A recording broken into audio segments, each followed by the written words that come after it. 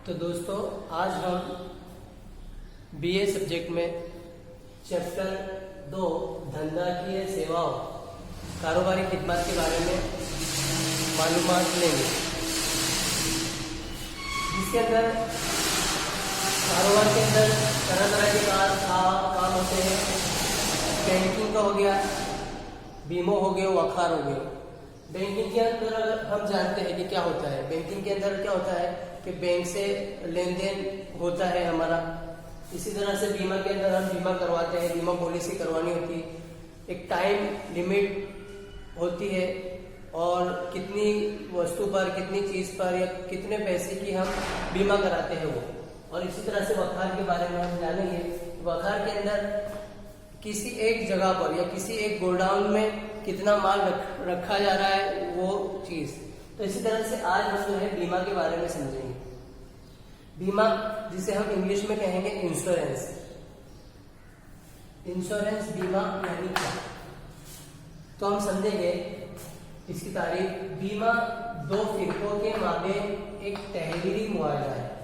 बीमा जो दे रहा है वो और बीमा लेने वाले के दरमियान में एक तहरीरी मुआवजा है, तहरीर की जाएगी, एग्रीमेंट किया जाएगा, जिसमें बीमा निगम से एक मुकर्रर रकम होने वाले नुकसान की तलाफी करके वादे के बदले में बीमा पार्टी से वसूल करता है और खतरे के सबब होने वाले नुकसान से हिसाब लेता है।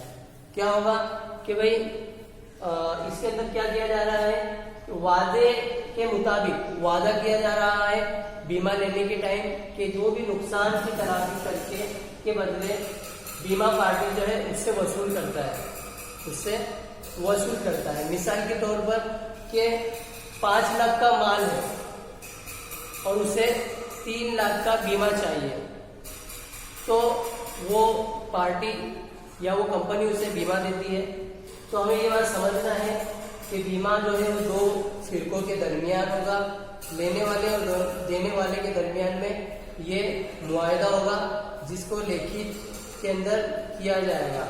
इसी तरह से इसके अंदर जो बीमा में जो तहरीरी शक्ल होगी, जो भी तहरीर किया जाएगा या जो भी एग्रीमेंट किया जाएगा, बीमा देने वाले और बीमा लेने वाले की बात जो होगी वो तहरीरी शक्ल में या एग्रीमेंट के तौर पर लिखी जाएगी।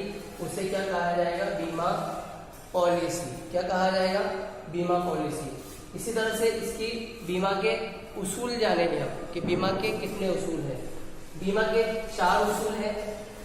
मुकम्मल एतमाद का उसूल, दूसरा है नुकसान मुआवजे का उसूल, तीसरा है बीमा की काबिल सूद का उसूल और चौथा है सही तब्दीली का उसूल। इसे हम समझेंगे। तो क्या है कि मुकम्मल एतमाद के उसूल के अंदर क्या होगा कि जो बीमा लिया जा रहा है जिस पार्टी से, उस पार्टी को या उस कंपनी को जो बीमा लेने वाला है वो किसी तरह की कोई बात नहीं छुपाएगा, उसे किसी तरह की कोई बात नहीं छुपानी है। मिसाल के तौर पर कि उसकी प्रोडक्ट की दुकान है और प्रोडक्ट की दुकान के बाजू में बिल्कुल दारू की दुकान है और इसने ये बात नहीं बताई और उसको नुकसान हुआ, आग लग गई मिसाल के तौर पर, और उसे जो नुकसान हुआ तो उसकी भरपाई बीमा पॉलिसी या बीमा वाले नहीं करेंगे, वो उसकी भरपाई उसे खुद करनी होगी, क्योंकि उसने उस बात को उनसे छुपाई, उसने उस बात को उनसे शेयर नहीं किया, जिसकी वजह से जो भी नुकसान होगा वो उस नुकसान का भुगतान खुद को भुगतना होगा। इसी तरह से है नुकसान मुआवजे का उसूल। नुकसान मुआवजे के उसूल के अंदर क्या होगा, मिसाल के तौर पर 5 लाख का माल है, 5 लाख का माल है और जो इंश्योरेंस किया गया है, बीमा जो कराया गया है वो 3 लाख का कराया गया है। माल है 5 लाख का, इंश्योरेंस बीमा 3 लाख का कराया गया। अब इसमें जो भी माल का नुकसान होगा या मिसाल के तौर पर दुकान के अंदर आग लग गई और आग लगने की वजह से जो भी नुकसान हुआ, 5 लाख का नुकसान हुआ, तो क्या बीमा कंपनी वाले उसे पूरे 5 लाख लौटाएंगे? नहीं, उसे सिर्फ और सिर्फ 3 लाख रुपए उसे वो चुकाएंगे, देंगे। क्यों? क्योंकि उसकी जो पॉलिसी कराई गई बीमा पॉलिसी वो सिर्फ और सिर्फ 3 लाख की कराई गई।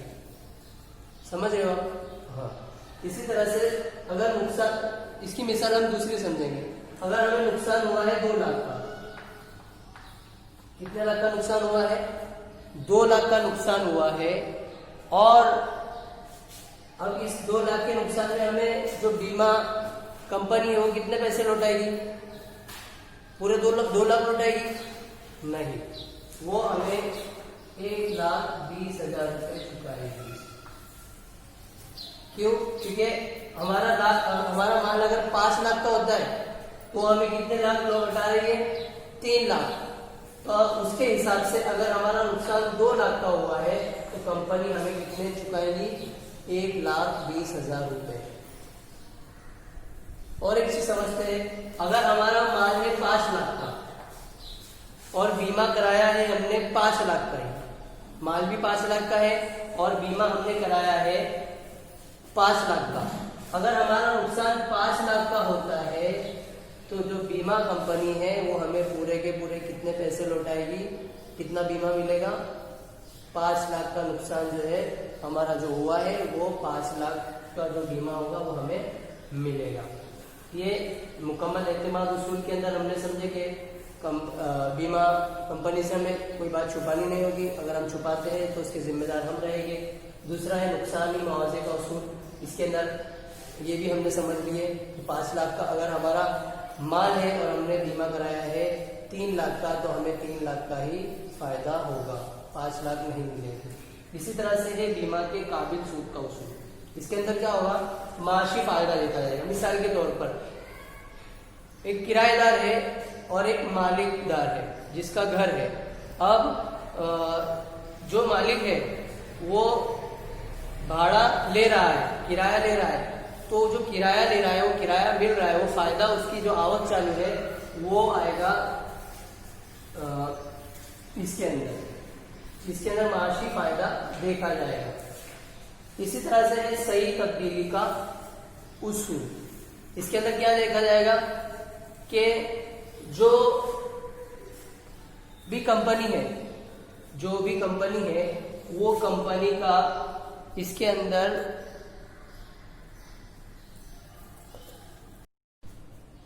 तीसरा हम समझेंगे सही तब्दीली का उसूल, जिसके अंदर क्या होगा?